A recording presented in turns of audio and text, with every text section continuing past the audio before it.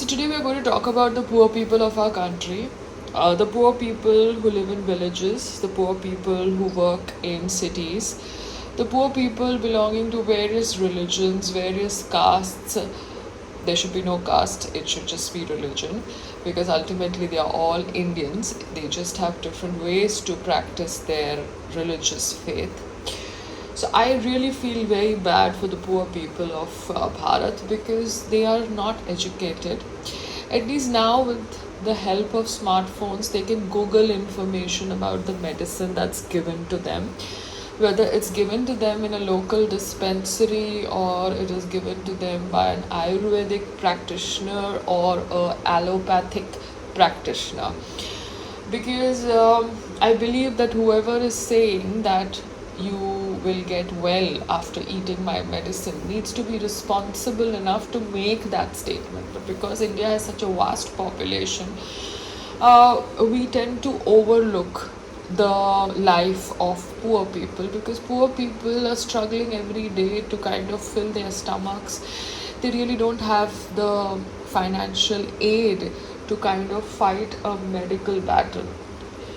There must be so many people who must have lost their loved ones in the stampede that have recently been brought into news due to the presence of celebrities at those gatherings. Now, those poor people, I don't think they'll be able to take any legal action against the organizer who called them to that social gathering because they went to that social gathering thinking that they will get their money or food, and those poor people were used, or I must say misused, and they lost their lives. So the life of a poor person in India is very, very not important, which is very, very sad because the life of a poor person who is a human being should be more important than that of a dog. You understand? Rich people want to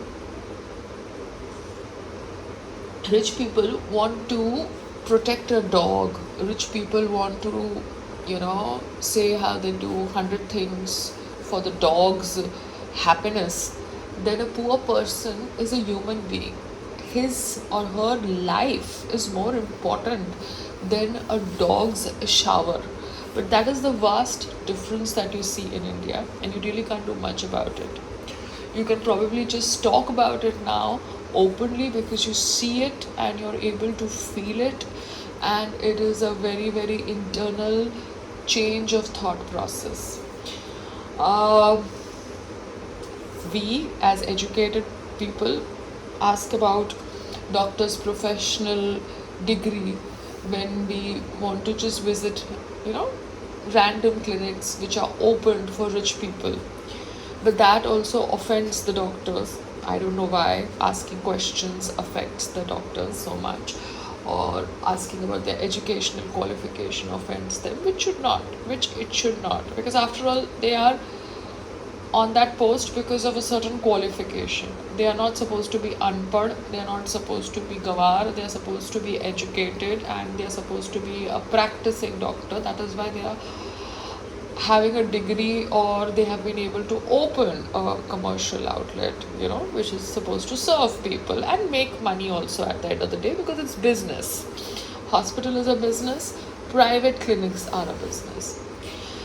So, just trying to understand the vast and huge abnormality and difference that exists in Bharat. And it's good to kind of recognize it. Because I read a news of a contact known to me about a lady called as Sambhavna, and she told me it was a scan that showed that her baby was fine for 15 days after it was revealed that the baby was not fine, it had passed away.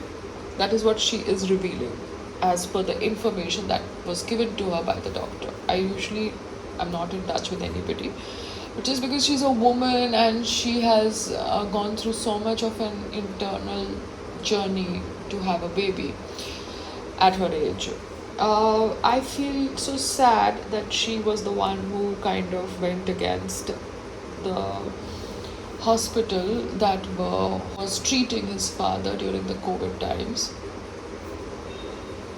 and she made a video of the treatment that was given out to her father in a wrong manner. I don't know whether it ruffled egos of doctors. I think it definitely ruffled egos of doctors. But having experienced a fake scan where you have a baby inside you dead for 15 days, and the doctor is telling you in the scan that the baby is alive, is a different level of negligence. I presume she has got enough strength to fight her battles, and I hope God gives her more. But I really feel sad with the way accountability is taken as a threat. Asking questions is taken as a threat. And it's just business. Service, there's nothing like service to humanity. It is just pure business.